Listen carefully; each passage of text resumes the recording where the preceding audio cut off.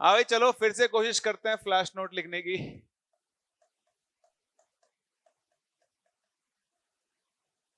तो आप पास हाइड्रोजन के हैलाइड्स हैं HF, HCl, HBr, HI। एक तो होता है इनके बॉइलिंग पॉइंट का ऑर्डर, तो आपको याद रखना है, बहुत काम का है, डायरेक्टली पूछ सकता है। HF का जो बॉइलिंग पॉइंट है अपने ग्रुप में सबसे ज्यादा होता है, फिर HI, फिर आता है HBr, और फिर कौन आता है? HCl। ठीक है, ऐसा क्यों होता है? क्योंकि HF के अंदर तो कौन सी बॉन्डिंग होती है? Hydrogen bonding. तो इसके लिए स्ट्रॉन्ग फोर्स काम करता है, और इन तीनों के अंदर काम करते हैं वेंडरवॉल फोर्सेस, जो कि डायरेक्टली प्रोपोर्शनल टू साइज होती है। जितना आप लोगों ने सीख लिया है लास्ट में, कल लास्ट वाले क्लास में मैंने फ्लैश नोट आपको लिखवाया था कि डाउन द ग्रुप जाने पर इनका साइज क्या होता है? बढ़ता है। तो साइज बढ़ने की वजह से इनके जो वेंडरवॉल फोर्सेस है वो भी क्या होते हैं? इंक्रीज होते हैं। लेकिन वहीं अगर हम इनके मेल्टिंग पॉइंट के ऑर्डर की बात करें तो उसमें थोड़ा चेंज आता है। ऐसा क्यों होता है? ऐसा कारण तो आप बाद में पढ़ोगे आगे जाकर, बट अभी के लिए आप ये ध्यान रखना, इसमें HI सबसे आगे आ जाता है, फिर सेकंड नंबर पर आपका आता है HF, फिर आता है HBr, और फिर कौन आता है? HCl। तो ये इनके मेल्टिंग पॉइंट का ऑर्डर होता है। हो गया? चलिए, तो ये आपका फ्लैश नोट है, इसको ध्यान रखना। ये आपसे डायरेक्टली पूछ सकता है, एनसीईआरटी में गिवन है पी ब्लॉक के अंदर प्रॉपर्टीज के अंदर, जो कि आपके सिलेबस में आज तक कभी नहीं पूछा गया है, तो इंपॉर्टेंट है। चलिए यहां से चलते हैं आगे। जितना मुझे याद है लास्ट क्लास में आपको वॉल्यूम एट एसटीपी सिखाया था, है ना? तो मैं समराइज कर लेता हूं, हमने अभी तक क्या पढ़ा हुआ है मोल के अंदर। तो हमने मोल निकालने के 3 तरीके सीख लिए थे। एक हमने मोल निकालना सीखा था कहां से? नंबर ऑफ पार्टिकल्स से। एक हम लोगों ने मोल निकालना सीखा था कहां से? मास से। और एक हमने वॉल्यूम ऑफ गैस, अगर हमको कहां पर पता है? एट एसटीपी पर। तो यहां से भी हमने क्या निकालना सीखा था? मोल्स। तो नंबर ऑफ पार्टिकल से अगर आपको मोल्स निकालना है तो हम इसको क्या करेंगे? Divide by Na। और मोल्स से अगर आपको नंबर ऑफ पार्टिकल्स निकालना है तो मल्टीप्लाई बाय Na। अगर हमें मास से मोल्स निकालना है तो हम क्या करते हैं? Divide by molar mass. अगर मोल से मास निकालना है तो क्या करते हैं? Into molar mass. Similarly volume of gas at STP से मोल्स निकालना है तो डिवाइड बाय 22.7। अगर एसटीपी लिखा है तो हम 22.7 यूज करेंगे, और अगर 1 atm 273 केल्विन लिखा है तो हम क्या वैल्यू यूज करते हैं? 22.4। सिमिलरली मोल से अगर आपको वॉल्यूम निकालना है एसटीपी पर, तो आप इसको मल्टीप्लाई कर दोगे 22.7 से। ध्यान रखना 22.7 वाला फॉर्मूला वैलिड सिर्फ और सिर्फ किसके लिए होता है? गैस के लिए। सही है? इसमें मैंने लास्ट टाइम शायद आपको क्वेश्चंस भी करवाए थे, और फिर से लेक्चर की शुरुआत क्वेश्चन के साथ ही करते हैं। लिखे question.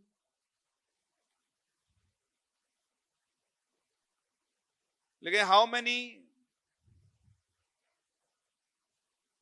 molecules of SO3 gas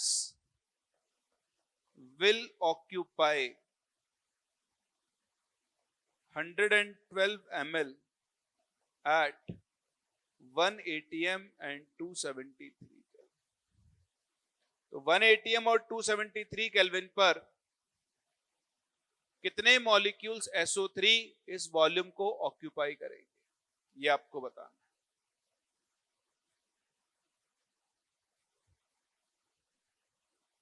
हो गया? बताओ भाई आंसर। हाँ भाई, पहला ऑप्शन 3 इंटू 10⁻21। और कोई? सेम सभी लोगों का?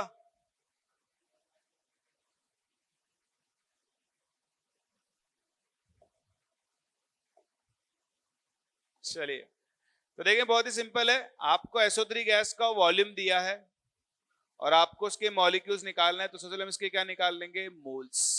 तो मोल्स कैसे निकालेंगे? इसका वॉल्यूम एसटीपी पर, सॉरी एसटीपी नहीं दिया है, 1 atm 273 दिया है, 112 मिलीलीटर, और उसको डिवाइड किससे करेंगे? 22.4 लीटर से। लेकिन ऊपर नीचे यूनिट क्या होनी चाहिए? सेम। इसको इंटू 10⁻³ लीटर लिख लो, या नीचे वाले को ml में कन्वर्ट कर दो, जो भी आपकी इच्छा है। दिख रहा है ना? तो यहां से देखो एक और पॉइंट हटाओ तो 10 ऊपर जाएगा। एक काम करता हूं, इसको लीटर को मिलीलीटर में कन्वर्ट करते, ज्यादा आसान है। इसको लीटर को कन्वर्ट कर दो इंटू 1000 करके 22,400, तो देखो ये आ गए 1/200 मूल SO3 के। सही। अब आपको निकालना है मॉलिक्यूल्स। क्या निकालना है? तो देखो ये खुद एक मॉलिक्यूल है, तो मोल्स को इनटू Na कर दो, तो आपको Na/200 यानी 3 इंटू 10⁻21 मॉलिक्यूल्स मिल जाएंगे। और हमको मॉलिक्यूल्स ही बताने थे। बताओ अगर एटम्स बताने होते तो आंसर क्या होता? एक में कितने एटम्स हैं? 4। इतने में भी कितने हो जाते हैं? इंटू 4, तो 12 इंटू 10⁻21 एटम्स हो जाते हैं। तो जो भी हमसे पूछेगा हम उसका आंसर दे सकते हैं। सही है? कोई डाउट नहीं? चलिए जी अगला क्वेश्चन। अगला क्वेश्चन अब आगे बढ़ते हैं। चलो एक क्वेश्चन ही करते हैं।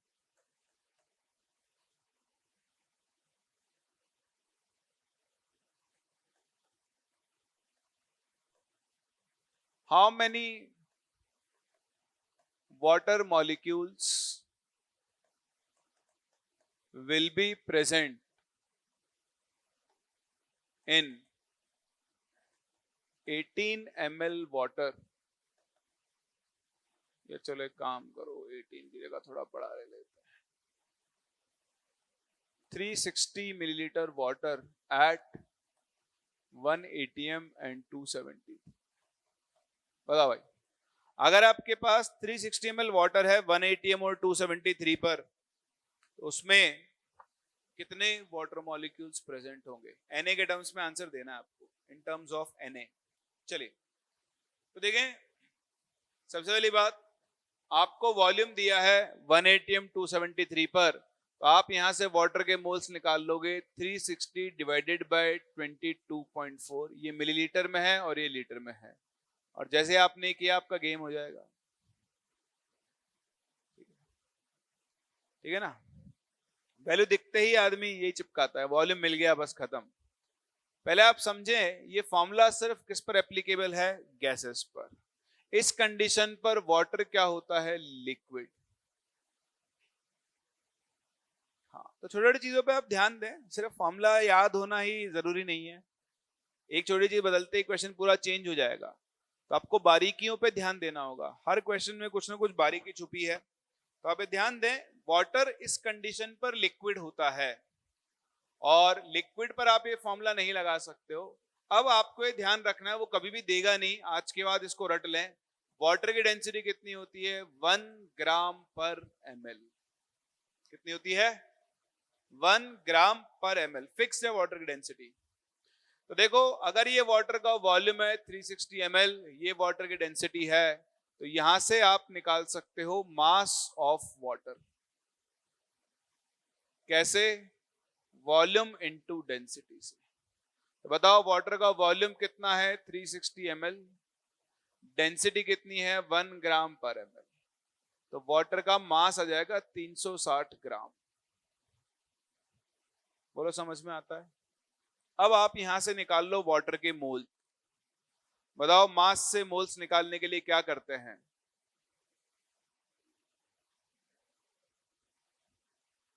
डिवाइड बाय, सपने मत देखो।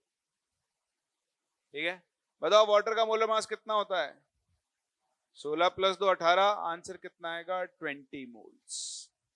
कितना आएगा? और आपको मॉलिक्यूल्स निकालने हैं, तो ये मॉलिक्यूल है, इनटू Na कर दो सीधा, तो आपको मॉलिक्यूल ऑफ वाटर मिल जाएंगे, विच विल बी 20 Na।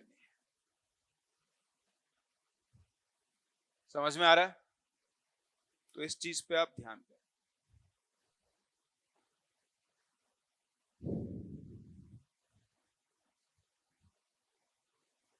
आगे बढ़ूं?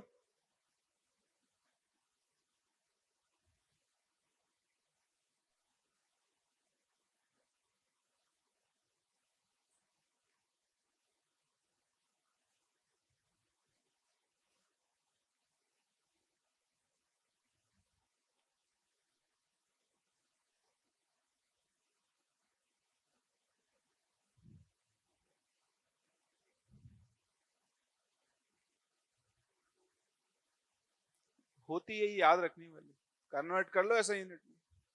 वॉल्यूम किस में है, तो मैं एमएल में यूज कर रहा हूं। ऐसे यूनिट में देता तो ऐसे यूनिट में यूज करते। चले जी, एक और क्वेश्चन, लास्ट क्वेश्चन, फिर आगे बढ़ेंगे।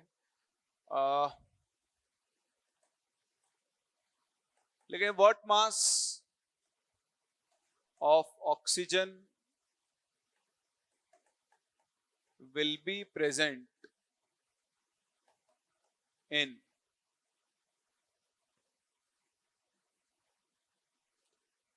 33.6 ग्राम mgCO3।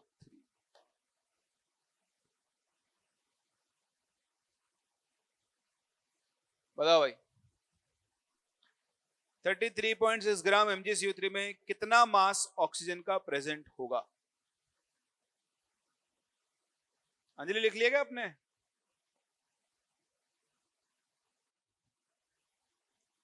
हाँ भाई, सभी का 19.2, वेरी गुड, बिल्कुल सही है ना। 33.6 ग्राम mgCO3। जिसको नहीं आया देखो ध्यान से, और धीरे धीरे यूज करेंगे, आता जाएगा। ठीक है, आपको कुछ भी निकालना है ना, मास निकालना है, एटम्स निकालना है, सबसे पहले उस कंपाउंड के मोल्स निकाल के रख लो आप। बेस्ट तरीका भी यही है। बताओ इसके मोल्स निकालो, कितने मोल्स आएंगे? तो मोल्स ऑफ mgCO3, इसका मास डिवाइड बाय इसका मोलर मास। तो आप सभी को क्या इसके 0.4 मोल मिल गए?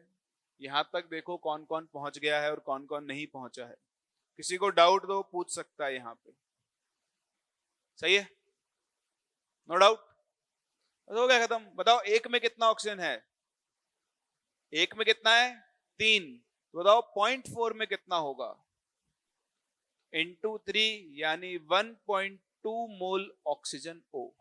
अब कुछ लोग सोचते सर O लिखूं या O2 लिखूं? तो जब आप मास निकाल रहे हो, चाहे O लिख लो चाहे O2 लिख लो, कोई फर्क नहीं पड़ेगा। O भी लिख सकते हो और O2 भी लिख सकते हो। तो बेसिकली आपके पास 1.2 मोल O है, इसका मास निकालना है। बताओ मोल से मास निकालने के लिए क्या करते हैं? Into molar mass. तो आ जाएगा 19.2 ग्राम ऑक्सीजन। यही आपका आंसर। सही है, किसी को दिक्कत समझ में आ रहा है? तो छोटे तरीके हैं जिनसे आप ये सब कैलकुलेट कर सकते हो। तो ऐसा नहीं है, हो सकता है आपको आज थोड़ा डिफिकल्ट लगे, 1 क्लास 2 क्लास 3 क्लास कर दी और आसान हो जाएगा आप लोगों के लिए, कोई बड़ी बात नहीं। यूनिटरी मेथड वो भी सही है।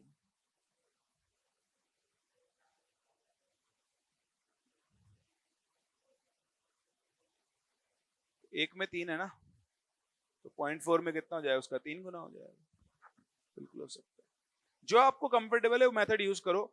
कुछ लोग ऐसे भी कर सकते हैं, मतलब चाहो तो, कि आप mgCO3 देखो। mgCO3 का जो मोलर मास है वो 84 ग्राम है। 84 ग्राम mgCO3 कंटेन्स कितना? ऑक्सीजन का कंट्रीब्यूशन है 48 ग्राम। मोलर मास निकाल लो, तीनों को जोड़ोगे 84 आएगा। 84 में ऑक्सीजन का कंट्रीब्यूशन कितना है? 48। अब बताओ 1 ग्राम में कितना होगा? तो 48 अपॉन 84। आपके पास कितना ग्राम है? आपके पास है 33.6 ग्राम। तो अगर 1 ग्राम mgCO3 में ऑक्सीजन इतना है, तो 33.6 ग्राम में कितना होगा? 33.6 इंटू 48 अपॉन 84। आंसर फिर से 1.92, सॉरी 19.2 ग्राम आ। सब सोचने का तरीका है। ऐसे समझ में आता है ऐसे करो, ऐसे समझ में आता है ऐसे करो। आपको समझ में आना चाहिए, वो आपका तरीका होगा, कैसे भी करो। डन है? आगे चलूं? चलिए, बहुत ही बढ़िया। अब देखो हम यहां से और आगे जा रहे हैं, और अब हम सीखने जा रहे हैं calculation of electrons, protons, neutrons, charge.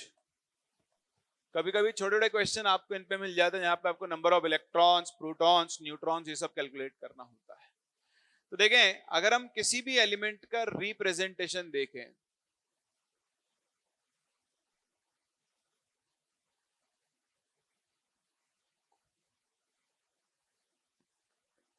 ठीक है, तो किसी भी एलिमेंट को रिप्रेजेंट कैसे करते हैं? ऐसे Z X M। क्या लिखते हैं? यहां पर Z क्या होता है? इसका एटॉमिक नंबर,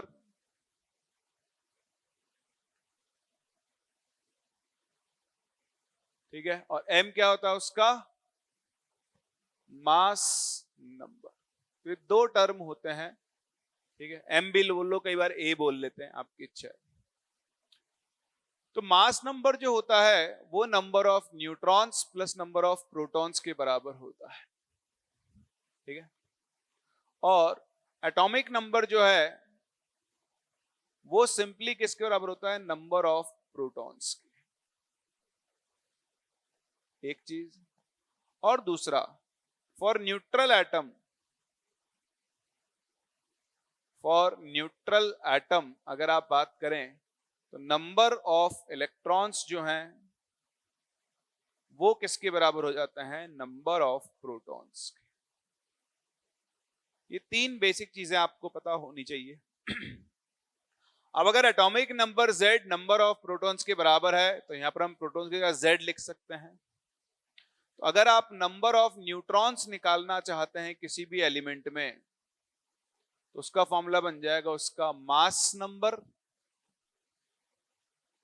माइनस Z को उधर भेज दो, यानी उसका एटॉमिक नंबर। बेसिक सी बात ये है। तो अभी एलिमेंट्स का रिप्रेजेंटेशन क्योंकि हम सीख चुके हैं, हमें एटॉमिक नंबर पता है, हमें उनका एटॉमिक मास पता है, बट फिर भी आपको जब भी आएगा एग्जाम में वो लिख कर देगा, कोई दिक्कत वाली बात नहीं है। जैसे मैं आपको बताऊं, हाइड्रोजन को क्या लिखते हैं? 1H1, नाइट्रोजन को 7N14, ऑक्सीजन को 8O16। इनको लिखने का तरीका है, आपको भी याद नहीं हो कोई दिक्कत नहीं है, जैसे यूज करते होगे अपने आप याद होगा ही होगा ये सब, तो ठीक है। तो अब मैं चाहूं तो इन सब के अंदर न्यूट्रॉन्स, प्रोटॉन्स, इलेक्ट्रॉन्स कुछ भी कैलकुलेट कर सकता हूं, ठीक है। तो प्रोटॉन निकाल लेते हैं, इलेक्ट्रॉन निकालते हैं, न्यूट्रॉन निकालते हैं। तो बताओ हाइड्रोजन में प्रोटॉन कितना? तो जिसका उसका एटॉमिक नंबर, क्योंकि न्यूट्रल है तो जितने प्रोटॉन उतने ही क्या होंगे? इलेक्ट्रॉन, तो इलेक्ट्रॉन्स भी 1। Neutrons mass number minus atomic number is 0, दिखता है। आगे आओ, 7N14 प्रोटॉन के 7, इलेक्ट्रॉन भी कितने? 7, 14 माइनस 7 न्यूट्रॉन भी कितने? 7। मान लो 8O16 की जगह मेरे पास 8O17 हो, तो बताओ प्रोटॉन कितने? 8। न्यूट्रल है तो इलेक्ट्रॉन भी कितने होंगे? 8। और नंबर ऑफ न्यूट्रॉन्स कैसे निकालेंगे? Mass number minus atomic number, that is 9। सबको समझ में आता है? ये न्यूट्रल एटम है। अगर इनमें से किसी के ऊपर चार्ज आ गया, मान लो मैंने बोल दिया O2 माइनस, अब देखो यहाँ कुछ नहीं लिखा है तो मैं मान के चलूंगा कि ये 8O16 है। कौन है? 8O16। 17 होगा तो मेरे को बताएगा। ऑक्सीजन का स्टैंडर्ड आइसोटोप कौन सा है? O16। तो अगर सिर्फ O लिखा है तो मैं इसको 8O16 ही मान के चलूंगा। अब बताओ अगर मैं इसमें प्रोटॉन्स निकालूं तो जब चार्ज आता है, क्या आता है? वेदर इट इज नेगेटिव और पॉजिटिव, तो सिर्फ इलेक्ट्रॉन्स बदलते हैं। न्यूट्रॉन्स, प्रोटॉन्स, एटॉमिक मास, इन सब चीजों पे कोई फर्क। चार्ज आने से सिर्फ और सिर्फ क्या बदलते हैं? Number of electrons. चाहो तो आप लिख भी लेना कि चार्ज आने से सिर्फ इलेक्ट्रॉन्स का नंबर बदलता है और किसी का नंबर चेंज नहीं होता है। तो बताओ प्रोटॉन्स तो अब भी कितने होंगे? 8। इलेक्ट्रॉन, अब अगर ये इसकी तरह न्यूट्रल होता, इसमें भी 8 ही इलेक्ट्रॉन होते, लेकिन -2 की वजह से 2 इलेक्ट्रॉन एक्स्ट्रा आ गए होंगे। जितना नेगेटिव चार्ज उतने एक्स्ट्रा इलेक्ट्रॉन, तो अब इलेक्ट्रॉन कितने आ जाएंगे? 10।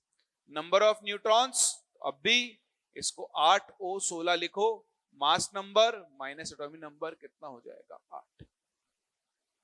तो पहले तो आपको सिंगल एटम के ऊपर इलेक्ट्रॉन्स, प्रोटॉन्स और न्यूट्रॉन्स कैलकुलेट करने आने चाहिए। बोलो इतना आता है? अब इतना आता है तो हम एक स्टेप और आगे बढ़ा लेते हैं। तो ठीक है भाई साहब, अब आप मुझसे बोलो H2O में, अब आप मुझसे बोलो CO3 2- में, अब आप मुझसे बोलो, क्या बोलोगे, कितना बोलोगे, इतना ही बहुत है, चलो ये भी ले लेते हैं, SO4 2- में। इनमें मुझे प्रोटॉन्स चाहिए, इलेक्ट्रॉन्स चाहिए, न्यूट्रॉन्स चाहिए। बताओ भाई सब में कितने कितने प्रोटॉन्स, इलेक्ट्रॉन, न्यूट्रॉन होंगे, पहले आप लोग बता दो। हो गया, बताओ पहले वाले में कितने प्रोटॉन, 10, इलेक्ट्रॉन भी कितने, 10, और न्यूट्रॉन भी कितने, 10। हाँ वो मैं चेक कर रहा था, आप ध्यान दे रहे हो, वेरी गुड, है ना। तो हाइड्रोजन 1H1 है, तो 2 हाइड्रोजन के 2 प्रोटॉन प्लस 1 ऑक्सीजन के 8 प्रोटॉन 10। न्यूट्रल है तो जितने प्रोटॉन उतने इलेक्ट्रॉन, और एक हाइड्रोजन में 0 न्यूट्रॉन, ऑक्सीजन में 8 8। यहां देखें प्रोटॉन कितने हैं, तो कार्बन के पास कितने हैं, 6, ऑक्सीजन कितने होता है 8, 24 + 6, तो प्रोटॉन कितने, 30। अगर न्यूट्रल होता तो इलेक्ट्रॉन भी कितने होते, 30, लेकिन -2 चार्ज है तो इलेक्ट्रॉन कितने होंगे, 32। सही है। न्यूट्रॉन निकालो तो कार्बन होता है 6C12, एक कार्बन में 6 न्यूट्रॉन, और ऑक्सीजन में कितने न्यूट्रॉन होते हैं, 8, तो वही 24 + 6, न्यूट्रॉन भी कितने आ गए, 30। सल्फर का अगर आप सिंबल देखो तो सल्फर होता है 16S32, फास्फोरस होता है 15P31, सॉरी फास्फोरस जरूरत ही नहीं है, ऑक्सीजन है, ऑक्सीजन आपके सामने है। तो सल्फर में प्रोटॉन देखो 16, इलेक्ट्रॉन भी 16, और न्यूट्रॉन भी 16। तो बताओ 16 प्रोटॉन इसके और 8 4 32 इसके, 48 तो हो गए प्रोटॉन्स। बताओ इलेक्ट्रॉन कितने हो जाएंगे, 50, वेरी गुड, और न्यूट्रॉन्स कितने हो जाएंगे, 48। सही है। अंजलि आपके CO3 2- के गलत है, हाँ सिंगल ऑक्सीजन लिया आपने, गलत है वो, 3 ऑक्सीजन लेने।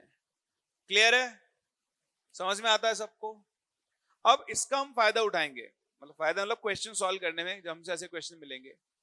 तो देखो ये सब हमने क्यों सीखा, अगर मैं ये कहता हूं कि मेरे पास एक H2O में 18 इलेक्ट्रॉन्स हैं, तो अब मुझे इस दुनिया में किसी की जरूरत नहीं है, मैं बिंदास डायरेक्टली ये बोल सकता हूं कि बताओ एक मोल H2O में कितने इलेक्ट्रॉन्स होंगे, 18 मोल इलेक्ट्रॉन्स होंगे,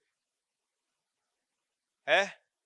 अब आप बताओ आपके पास कितना पानी है, 5 मोल, 18 × 5 90 मोल इलेक्ट्रॉन्स, 10 मोल, 10 × 18 180 मोल इलेक्ट्रॉन्स। अब क्रक्स समझो, हमें कुछ याद नहीं करना, आपसे इतना पता कर लो एक मोल में कितने हैं, और अब आप मुझे बता दो आपके पास कितना मोल है, मैं उतना ही खेलता जाऊंगा। समझ में आ रहा है आप लोगों को। फॉर एग्जाम्पल मेरे पास एक क्वेश्चन है, मैं आपसे कहूं कि बताओ how many electrons will be present in 12 gram carbonate ion. ठीक है, तो मैं सबसे पहला काम क्या करूंगा, 12 ग्राम ना मास ग्राम में दिया है, सबसे पहले इसके मोल्स ढूंढूंगा। क्या ढूंढूंगा, तो बताओ मोल्स ऑफ CO3 2- कितने आ गए, तो इसका मास 12 डिवाइडेड बाय इसका मोलर मास, इसका मोलर मास निकालो 60 आएगा, आपको मिल गए 1/5 मोल्स। चाहो तो उसे आप 0.2 लिख सकते हो, आपकी इच्छा है। सही है। अब मैं बात करूंगा एक CO3 2- से। एक CO3 2- में देखो कार्बन के 6 इलेक्ट्रॉन, ऑक्सीजन के 8, 24 + 6 30, और 2 एक्स्ट्रा आ गए माइनस चार्ज की वजह से, मेरे पास 32 इलेक्ट्रॉन्स हैं। तो भैया अगर एक में 32 है ना, तो मेरे पास अगर 1 मोल CO3 2 माइनस है तो उसमें 32 मोल इलेक्ट्रॉन्स होंगे, होंगे ना। ये तो 1 मोल में है। आपके पास कितने मोल है? मेरे पास 0.2। तो बताओ 0.2 मोल CO3 2 माइनस में कितने इलेक्ट्रॉन्स होंगे? 0.2 इंटू 32, 6.4 मोल इलेक्ट्रॉन्स। आपको नंबर बताना है, इंटू Na कर दो, आंसर आ गया 6.4 Na इलेक्ट्रॉन्स। आराम से देख लो, सेम मेथड है, सेम, कुछ नहीं करना है अपने को। पहले एक में निकालो कितने हैं, इतने हैं। 1 मोल में कितने होंगे? जितने इसमें, उसके आगे मोल लगा दो। अब अगर 1 मोल में इतने हैं तो आपके पास कितना मोल है? इतना। कैलकुलेट कर लो, आपको नंबर ऑफ इलेक्ट्रॉन्स मिल जाए। सही है? कोई डाउट? समझ में आ रहा है सब लोगों को? चलो तो अगला क्वेश्चन आपके लिए।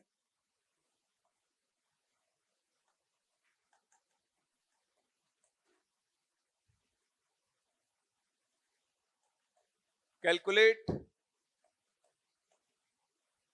Number of electrons in following. First 5.4 gram Al3 plus. Second 19 gram PO4 3 minus. Third 16 gram alpha particles He2 plus. Alpha particle मतलब He2 प्लस, ठीक है। नहीं, अल्फा पार्टिकल निकाल नहीं पाओ,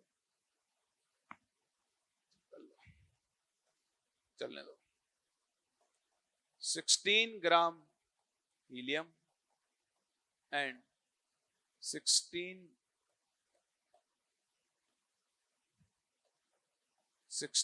U हीलियम। चलो ये 5 हो गए, पांचों सॉल्व करो। फर्स्ट का आंसर 2Na। हाँ वही इलेक्ट्रॉन तो पूछे।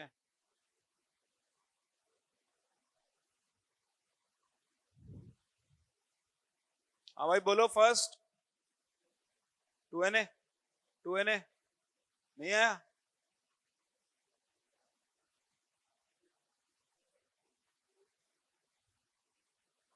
पहले का आंसर है 2Na।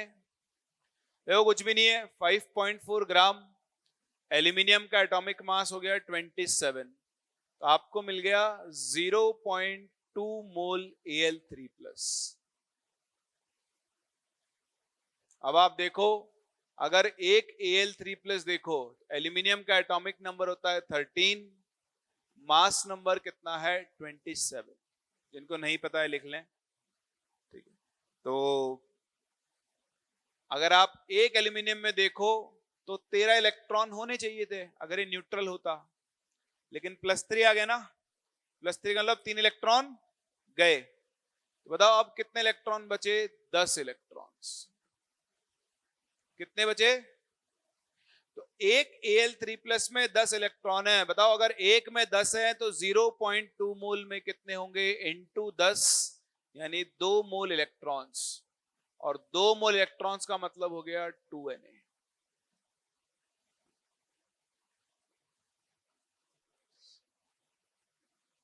सही है? समझ में आ रहा है? आगे बढ़ो। 19 ग्राम, आप इसका मोलर मास निकालो। देखो 31 प्लस 4 इंटू ऑक्सीजन, ये आएगा 95 ग्राम। तो पहले इसके मोल्स निकालो। दिस डिवाइड बाय 95, 1/5 यानी 0.2 मोल PO4 3 माइनस है।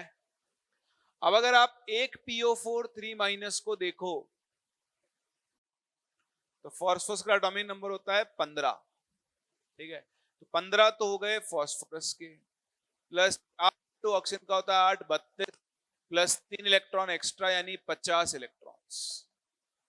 आराम से देख लो, एक में 50 है, एक में 50 है, तो बताओ 0.2 मोल में कितने होंगे इंटू 50, यानी 10 मोल इलेक्ट्रॉन्स। और 10 का मतलब कितना हो गया 10 Na। सेकंड का आंसर 8.8 Na गलत है।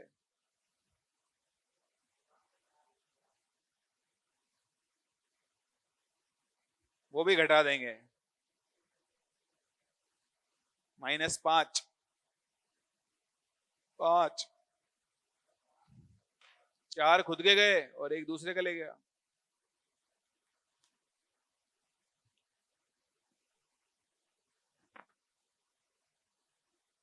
जब मैंने पहली बार अपनी कोचिंग का टेस्ट दिया था, तैयारी करने आया था, तो प्लस माइनस समझ में नहीं आते थे, तो हिसाब ऐसे लगाते थे। जेई के टाइम पे क्वेश्चन हुआ करते थे ना, तो याद भी नहीं शायद कितने के, 30 25 25 30 क्वेश्चन होते थे, ऐसे कुछ था, याद नहीं है। तो 30 के 30 अटेम्प्ट करते थे, 30 इंटू 4, सारे गलत भी हो तो -30, 90 मार्क्स तो आएंगे। 30 इंटू 4 120, और -1 सबका भी हो गया, सब गलत भी हो गए, तो भी 90 मार्क्स तो अपने आने वाले हैं। तो बाद में पता लगा कि ऐसा नहीं होता है, तुम्हारा कैलकुलेशन में दिक्कत है। हाँ, -30 आएगा। नहीं, पर कभी होता ही नहीं है, एक ना एक तो तुक्का सही हो ही जाता है, सारे तो नहीं होते। खैर चलिए हम चलते हैं आगे। इसका आंसर है 0, तो इसको सॉल्व करने की जरूरत ही नहीं है। He2+ हीलियम 2He4, तो इसमें 2 इलेक्ट्रॉन होते हैं, तो जब He पे +2 चार्ज आएगा तो इलेक्ट्रॉन गायब, खत्म, 0 इलेक्ट्रॉन। आंसर वैसे 0 आ गया, सॉल्व करने की जरूरत ही नहीं है। नेक्स्ट 16 ग्राम हीलियम। अब देखो यहां और यहां आपको एक नई चीज सीखने को मिलेगी जो कि बहुत इंपॉर्टेंट है। ये 16 ग्राम हीलियम है, ये 16U है। इस डिफरेंस को समझें, आप में से कई लोग इसमें गलती करेंगे आगे जाकर भी। जब मास ग्राम में दिया है तो हम पहले क्या निकालेंगे, मोल्स। लेकिन जब मास U या AMU में दिया है तो वो 1 एटम, 2 एटम, 5, 10, 15, 20, 50, 100 एटम्स का मास होता है। तो मेरी बात समझें, जब आप इसको इसके मोलर मास 4 से डिवाइड करेंगे तो आपको इसके मोल्स मिलेंगे।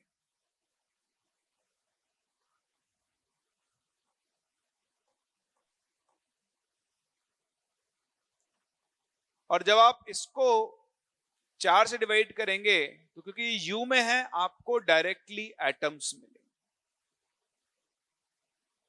ये एक माइन्यूट सा डिफरेंस है, क्योंकि एक हीलियम का मास होता है 4U, 4U, ठीक है। एक का अगर 4U है तो 16U का मतलब कितने हीलियम हो गए, 4 हीलियम हो गए। तो हम जब भी U या AMU में मास लिखते हैं, वो 1 एटम का, 2 एटम का, 3 एटम का मास होगा। जब ग्राम में लिखते हैं तो वो 10 की पावर 23 एटम्स का मास होगा, बहुत ज्यादा नंबर ऑफ एटम्स का मास होगा। इसलिए आप चाहें तो उसको अपनी लैंग्वेज में लिख लें कहीं भी साइड में ले जाकर, कि जब ग्राम में मास को एटॉमिक मास या मॉलिक्यूलर मास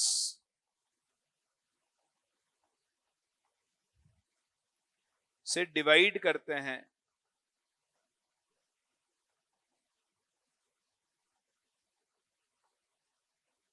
तो मोल्स मिलते हैं। लेकिन अगर अगर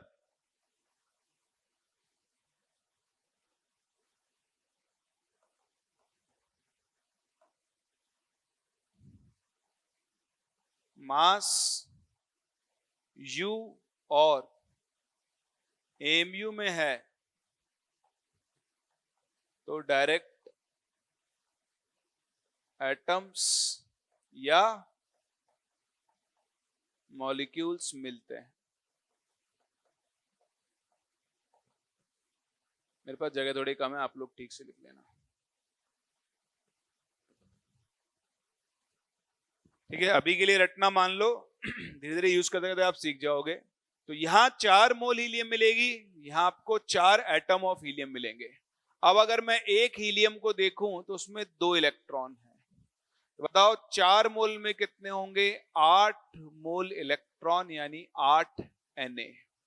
और 4 एटम में कितने इलेक्ट्रॉन होंगे? 8 इलेक्ट्रॉन्स। तो ये इन दोनों के बीच में डिफरेंस है, इसको आप जरूर जरूर जरूर ध्यान रखें।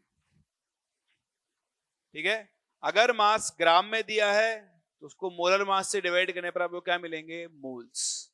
अगर मास यू या एमयू में दिया है तो मोलर मास से डिवाइड करने पर आपको क्या मिलेंगे? उनके डायरेक्टली नंबर ऑफ एटम्स या फिर नंबर ऑफ मॉलिक्यूल्स।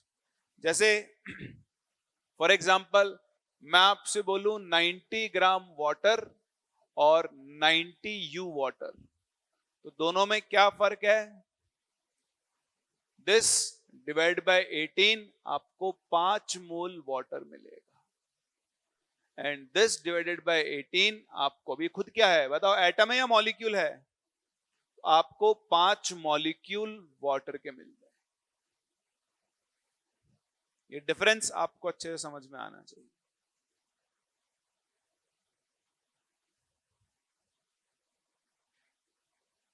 नाइनटी 92 का दिक्कत, 90 यू है। कितना है? यू का मतलब क्या होता है? तो एक वाटर का मास होता है 18 यू, तो 90 यू का मतलब कितने वाटर मॉलिक्यूल हो गए? 5 वाटर मॉलिक्यूल। कुछ पूछना चाहते हो? नहीं? चले आगे, चलिए जी। तो ये तो हुआ एक चीज। चलो अब चलते हैं अगली चीज के ऊपर से, हम बोलते हैं कैलकुलेशन ऑफ चार्ज।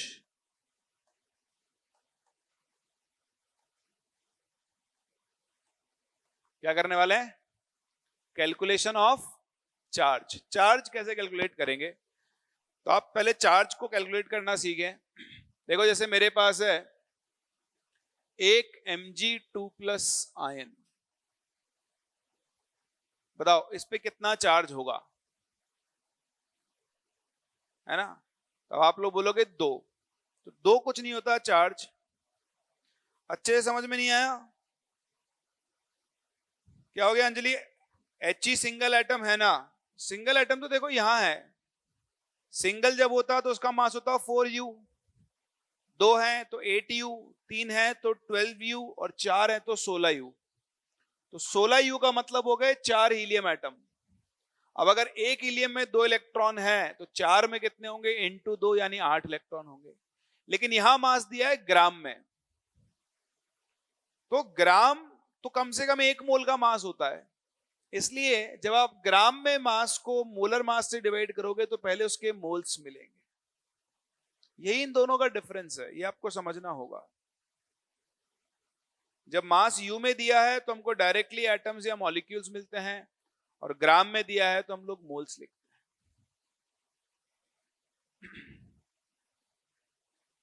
क्या पहले? नहीं नहीं, 16 एटम नहीं होंगे। 16 यू तो मास है, एक का 4 है ना, तो 4 होंगे 16 करने के लिए चार्ज। अंजलि समझ में आ गया? हाँ भाई। अब देखो एक Mg2+ का मतलब क्या है? इसके ऊपर चार्ज ऑफ या चार्ज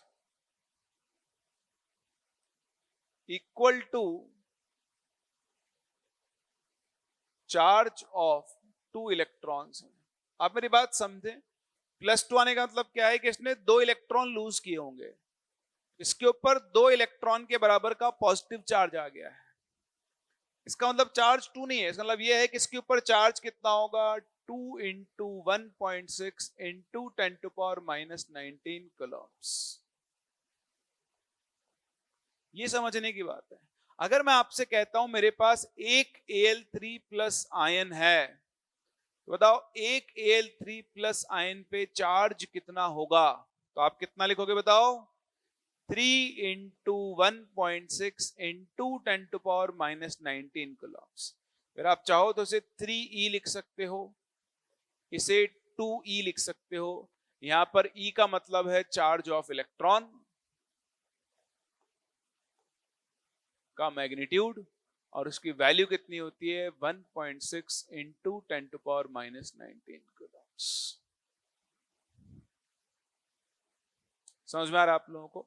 तो पहले चार्ज का मतलब समझो, बाकी सब वो यूनिटरी मेथड है। 1 पे कितना है इतना, तो 2 पे कितना होगा डबल, 10 पे कितना होगा 10 गुना, 100 पे कितना होगा 100 गुना। ये समझ में आता है? आओ फिर से देखो, अब फिर वही क्वेश्चन वाली बात है और कुछ भी नहीं है। Question is how much charge will be present on 108 gram Al3 plus ion। बताओ 108 ग्राम Al3 प्लस पे कितना चार्ज प्रेजेंट होगा, ये आपको बताना है। कहां चले गए बाबू? आप ट्राई करोगे? 12 Na। चलिए भाई, एक ऑप्शन आ रहा है 12 Na।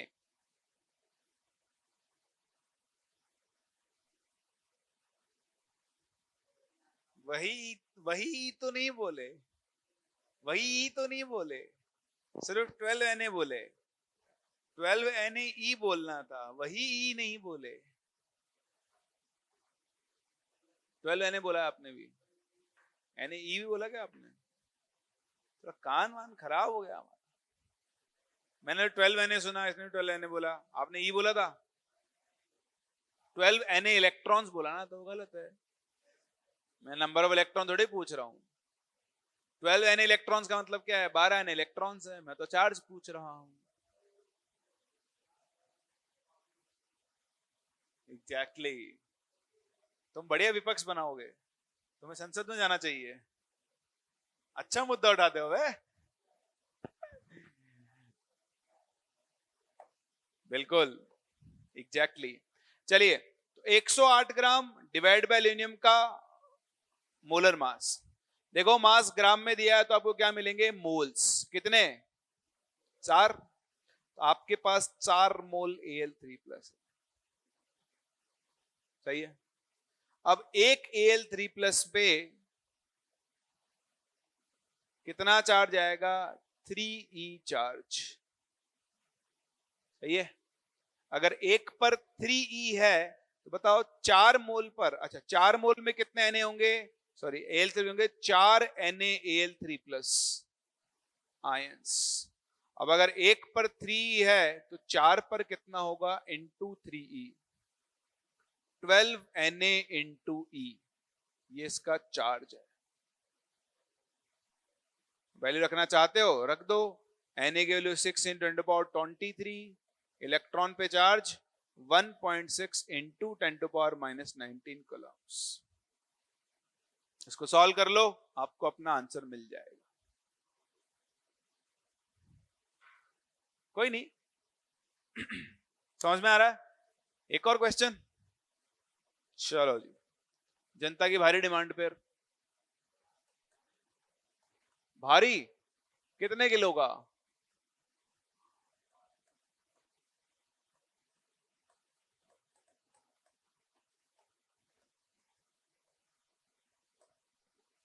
MRF के बराबर।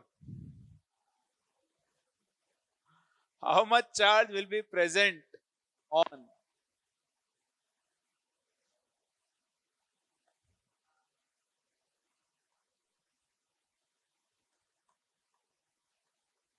12 ग्राम CO3 2 माइनस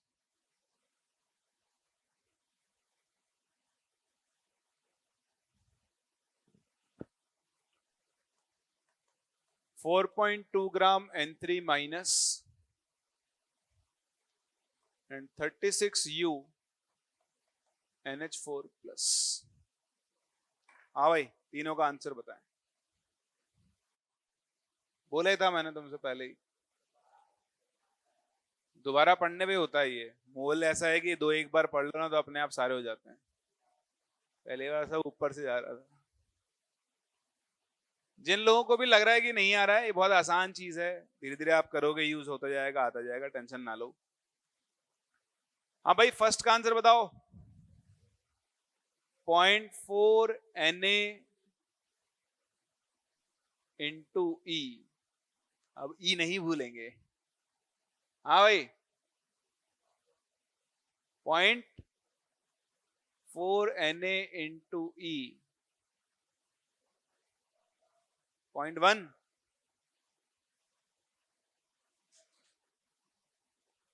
0.1 Na इंटू ई। और ई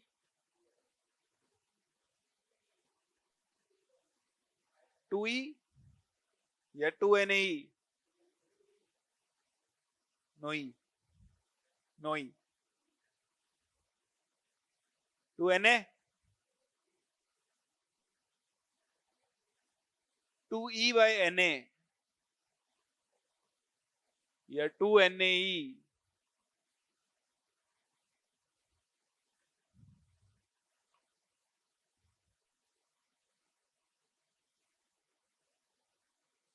क्या बोल रहे हो काम वालों, क्या लग रहा है तुमको?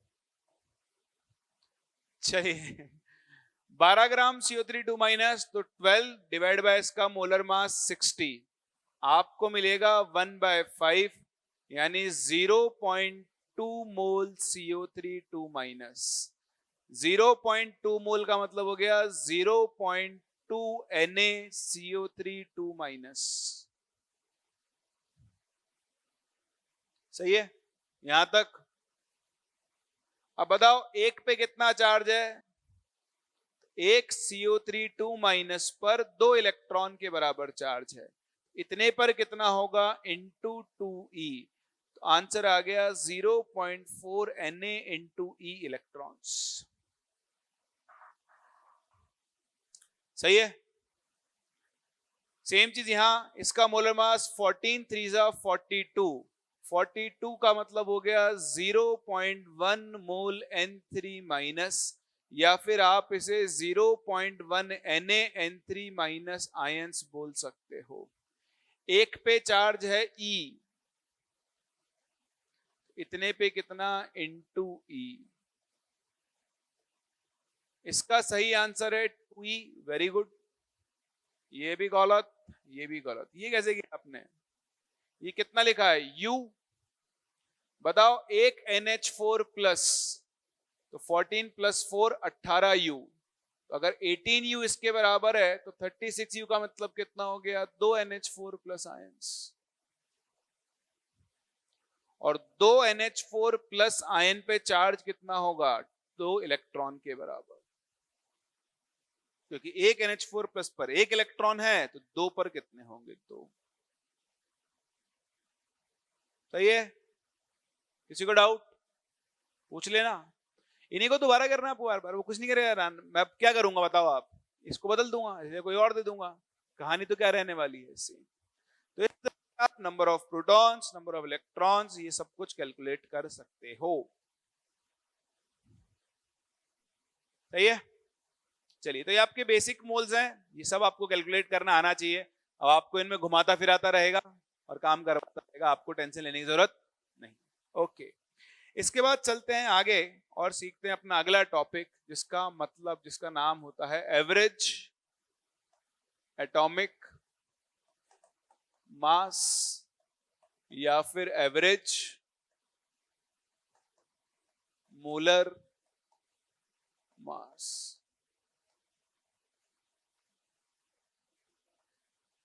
एक हो गया है, समय हो गया, सुबह से आओगे 7 बजे से?